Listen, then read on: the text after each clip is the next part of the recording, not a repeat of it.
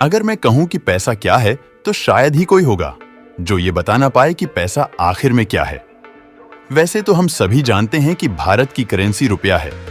पूरी दुनिया में किसी भी लेन देन के लिए इस्तेमाल किया जाता है, जिसे मनी कहते हैं। हर देश की करेंसी अलग अलग होती है। हर देश की पैसे का नाम अलग अलग होता है।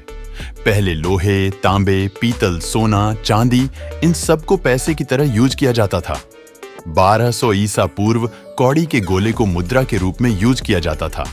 भारत में सिक्कों का चलन कैसे शुरू हुआ? ईसा पूर्व 5वीं शताब्दी के दौरान भारत में सिक्के का जन्म हुआ। दरअसल इससे पहले व्यापार के लिए कोई मुद्रा अस्तित्व में नहीं थी।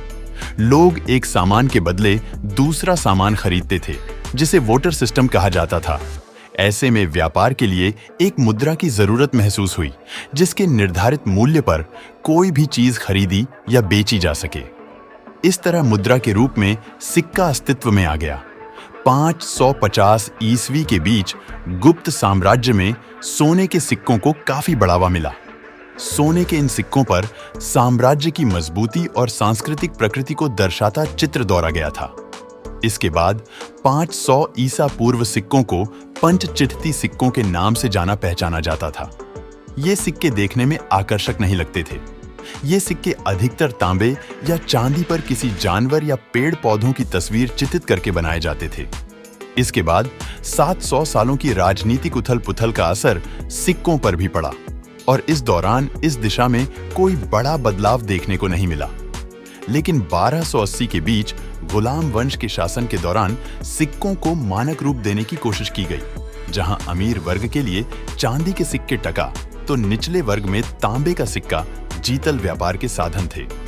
उसके बाद 8वीं ईस्वी में कुशाल राजाओं के काल में सिक्कों को एक नई पहचान मिली। भीम कदफाइसिस ने पहली बार सोने के सिक्के चलाए। दरअसल प्रजा में अपनी पहचान और प्रचार प्रसार के लिए खुशहाल राजाओं ने मुद्रा यानी कि सिक्कों का भरपूर इस्तेमाल किया।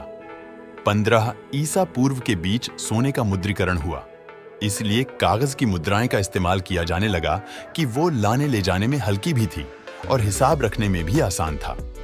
अंग्रेजी शासन की मजबूती के साथ आधुनिक सिक्के प्रचलन में आए। मद्रास, बॉम्बे और बंगाल के साथ प्रिंसली स्टेटस अपने सिक्के निकालते रहे। पूरे देश में अपने साम्राज्य को मजबूत करने के बाद अंग्रेजों ने 1835 में सिक्का अधिनियम बनाया। पूरे देश के लिए सिक्कों का एक मूल्य निर्धारित किया गया। प्रथम विश्व युद्ध में चांदी की कमी ने पेपर करेंसी को प्रचलन में ला दिया। धीरे धीरे सिक्कों पर भी विक्टोरिया की जगह अशोक स्तंभ ने ले ली। उसके बाद स्वतंत्र भारत में सिक्कों को जारी करने का अधिकार आरबीआई के पास है। दोस्तों, वीडियो पसंद आता है तो लाइक और शेयर करें।